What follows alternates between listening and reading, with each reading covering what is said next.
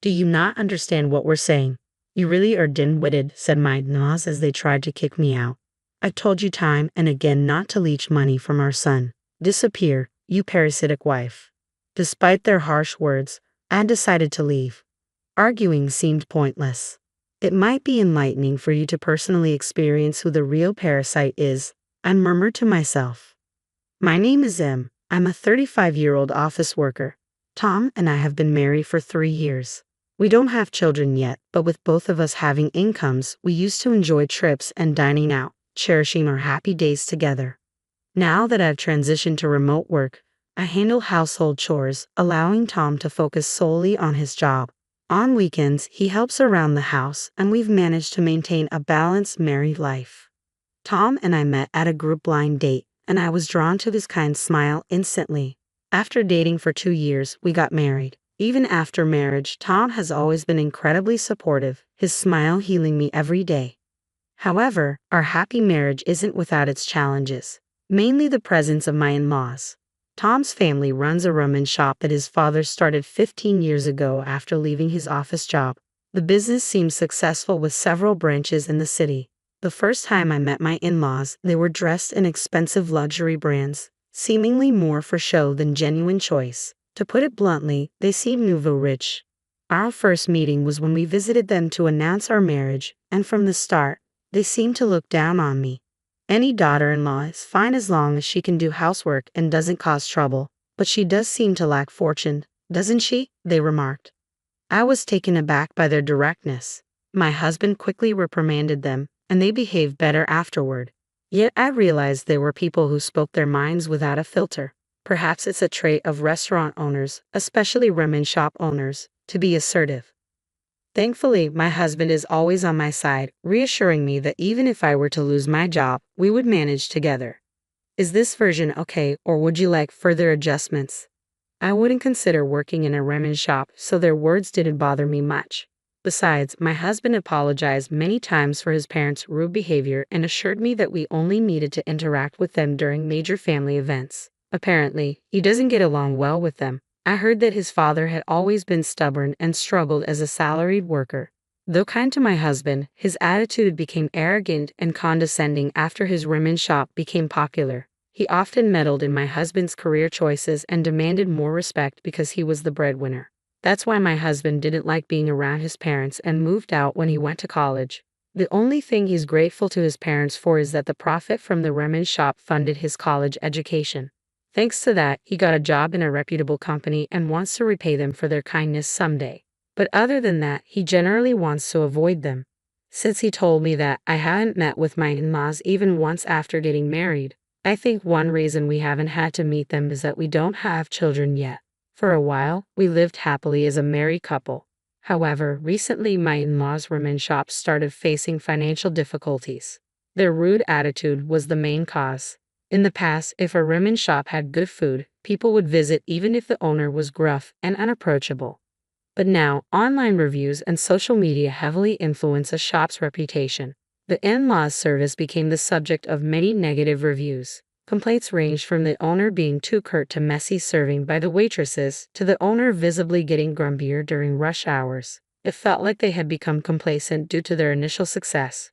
However, in reality, their business dwindled, and the branches served food worse than instant ramen. Negative reviews spread rapidly, causing their shop's reputation to plummet.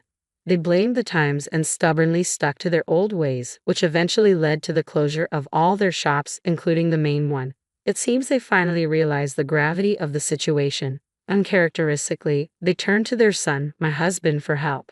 Tom, please help us. At this rate, we'll end up on the streets, they pleaded. My husband had anticipated his parents would come to us like this. It really didn't work out, did it?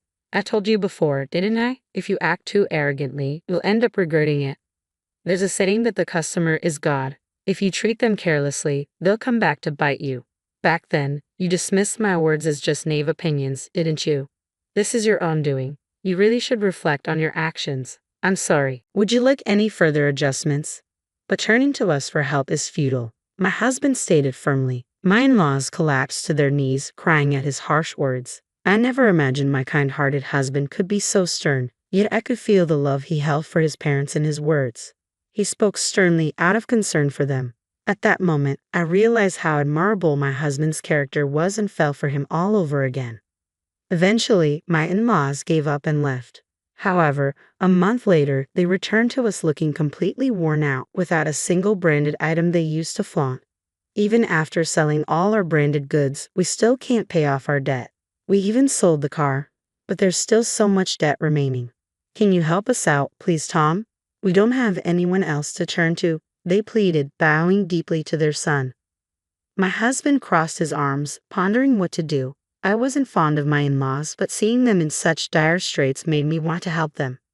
Tom, what about sending them a monthly allowance? I suggested. My husband looked surprised, and the in-laws also looked shocked, lifting their heads to gaze at us. Emily, are you sure? My husband asked. Yes, I replied. You mentioned wanting to repay them for putting you through college, didn't you, Tom? Is that true? Well, I didn't say something like that. My husband hesitated. Tom, please, we'll work hard to pay off our debts. Can you at least support our living expenses? The in-laws pleaded again, bowing deeply. In the end, my husband agreed to support his parents. He decided to transfer $700 to them every month. Would you like any adjustments to this version? I chose to send $800 every month. My husband told me I didn't need to send that much, but I wanted my in-laws to pay off their debts and restart their lives as soon as possible. I believed this incident would make them reconsider their arrogant attitude. Besides, I had a source of income other than my regular job, income from real estate. I had been studying stocks and investments for a long time and had managed to grow my assets through it. After accumulating a decent amount of wealth, I purchased a luxury apartment and used it for rental income. Little by little, my assets grew, and I bought another apartment for real estate investment. Before I knew it, I was earning around $700,000 annually, so I had a lot of financial leeway. Of course, I kept this a secret from my in-laws. I was giving my husband a bit more money than necessary to support his parents for his sake. The in-laws were very grateful for our support and expressed their thanks. Tom, thank you so much. Thanks to you, our life is slowly becoming stable, they said. Seeing them express their gratitude made Tom visibly happy. I hoped that with this, they would find jobs and be able to repay their debts. However, a month went by, and it seemed they still hadn't found any work. An even more troubling issue arose. The in-laws started visiting our house frequently during weekdays. Our food expenses are getting a bit much, Emily. Could you possibly give us something to eat? They would say. They started coming around lunchtime and asking me for food. Initially, they'd just eat and leave, but recently they've been lounging on the sofa after meals and even asking for desserts. Is this version alright, or would you like further adjustments? I have work too, so I'd appreciate it if you didn't stay too long, I told the in-laws as my work was beginning to be affected. The in-laws exchanged glances and laughed. Work? Aren't you always at home? If you're going to lie, at least make it more believable, they scoffed, chuckling. Perhaps because they've been in the food and beverage industry for a long time, they might not be familiar with the concept of remote work. I tried explaining it in detail to them, but they responded with, "We don't really understand all this computer stuff," and didn't try to comprehend my explanation. No matter how much I told them I was busy with work, they wouldn't listen, and their demands only increased. Emily, we're out of tea. Hurry up and go buy some. Don't you have any snacks? Prepare some rice crackers or something. Such a useless daughter-in-law. For a housewife, you're really inconsiderate, they criticized. The in-laws kept blaming me with such words. They promised to work and repay their debts, but they kept saying they couldn't find jobs and continued to intrude into our home during the day. Moreover, they hurriedly leave before my husband returned. Probably they felt a bit guilty towards him, who was providing them financial support, or maybe they just didn't want to be asked if they found a job yet. Is this version okay, or would you like any further adjustments? I was at my limit, even though I contribute a significant part of the money we give them. Why do I have to be treated this way? I stood up to the in-laws and said firmly, "Please leave now." The in-laws, seemingly never expecting me to say that, were taken aback for a moment, but immediately their faces turned bright red with anger. "Who do you think you are? A mere wife giving orders to your husband's parents?" they retorted. "Exactly, and you're just a housewife depending on Tom's income. How many times do I have to tell you I'm not just a housewife? Enough of your delusional stories." That's how the in-laws kept shouting. Then, with a gleam in their eyes, they came up with an idea. Right, you should just leave this place. What? I exclaimed. Indeed, that's the best idea. It's because of you that Tom's remittance to us is so small. You know we're sending you $1,500 a month, right? What do you mean it's not enough? I asked incredulously. Well, that's just what our living expenses amount to normally. It's actually barely enough, they insisted. I was at a loss for words. They seemed to be the type who, no matter how much money they received, couldn't give up their luxurious lifestyle. As I stood there in disbelief, they glared at me coldly. Hey, how long are you planning to stand there daydreaming? Pack your bags already, huh? Don't you understand what we're telling you? You really are dense, aren't you?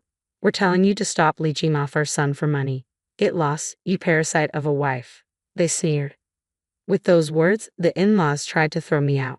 I realized there was no point in talking to them anymore, so I decided to leave as they demanded. Understood. I'll pack my things and leave, I said calmly. My in-laws looked smug. Now our lives are finally secure, they chuckled. If it was just the three of us, Tom and us, everything would have gone smoothly from the start, I thought to myself, ignoring their hurtful remarks. Is this version okay, or would you like any further adjustments? I began to pack my things. I'll disappear as quickly as possible, I thought. Hearing this, my in-laws left with a look of satisfaction. That night, I explained the situation to my husband. When he returned home, he was more dumbfounded than angry.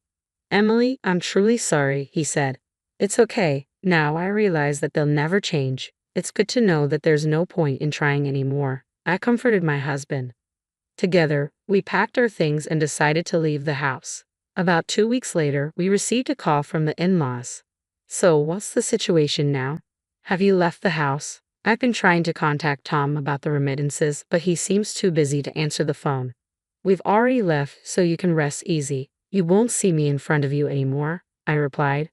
Hearing this, I could hear my in-laws rejoicing on the other end. Ah, I see, haha. Finally, our son can get rid of the burden that was you. Haha, now with this, Tom's remittances will increase and our life will get easier, they chuckled.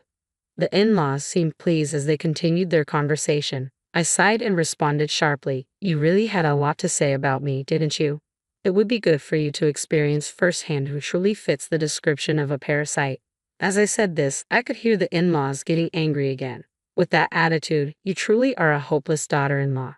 Well, you're probably not even our daughter-in-law anymore. You might as well live a poor and lonely life, they snapped. My in-laws were so deluded, I figured I'd just let them keep believing that. So I made some non-committal responses and hung up the phone.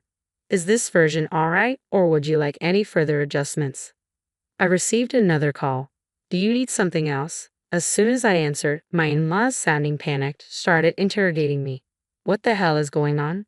When I went to the apartment where Tom lives, someone else was living there. You know something, don't you? Even if you two broke up, tell me where Tom is, they demanded information.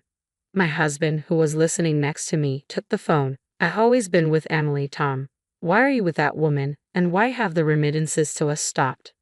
Maybe because you insulted and tried to drive away my precious wife. I won't forgive anyone who hurts my beloved wife, even if it's my own parents. Besides, you never listened when Emily explained multiple times about her job and such. Did you? You probably didn't even try to find out that Emily was sending you more money than I was. Is that true, Emily? Were you sending them $1,500 every month because you wanted them to pay off their debts quickly? And yet, they insulted you, calling you useless. I won't be sending anything to such parents, sorry, but I'm cutting ties with you as family. Now, deal with your debts on your own, my husband declared firmly. Wait, I had no idea Emily was earning so much. Can you forgive us if we apologize? Maybe then you can send money again, pleaded my in-laws. It's too late, just give it up, my husband replied, hanging up the phone. I then blocked my in-laws' number, ensuring that we would no longer be involved with them. According to what my husband heard from relatives, our in-laws sold their house but couldn't pay off their debts. Now, they apparently live in a run-down apartment, both working low-wage jobs to make ends meet and pay off their debts. When they were successful with their ramen restaurant, they reportedly acted arrogantly towards their relatives. When they ran out of money, they seemed to have asked their relatives for help, but nobody assisted them. So, they are now completely isolated, living in absolute poverty. My husband and I have given them as much support as we could. We can't cover for them anymore. It's their own doing. I doubt they'll ever change their ways or attitude, so they might as well continue living this way. On the other hand, we continue to enjoy our time together as a working couple. A year later, I became pregnant. I hadn't expected to have a child at this time, but we are grateful for this blessing from above. Together with my beloved husband, we plan to raise our precious child. Does this version meet your expectations, or would you like any further adjustments?